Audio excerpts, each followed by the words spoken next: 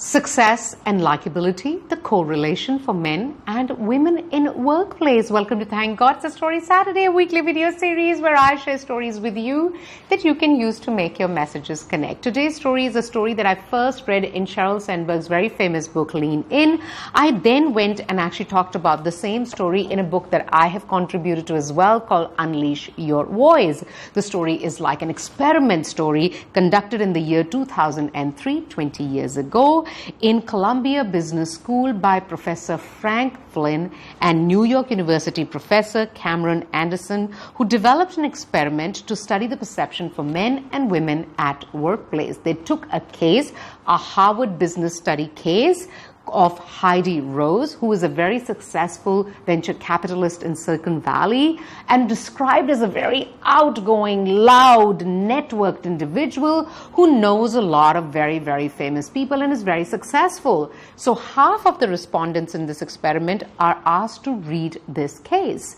They read it, and the other half are asked to read the same case, except one thing is changed. From the name Heidi, the name now is Howard, so means the gender is changed.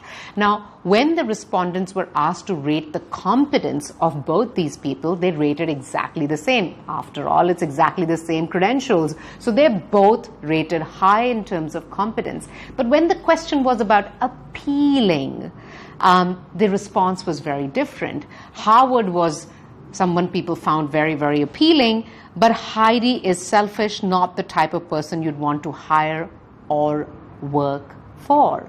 The finding of this study was that success and likability correlate positively for men and negatively for women. Now, this study was back in the year 2003, 20 years ago.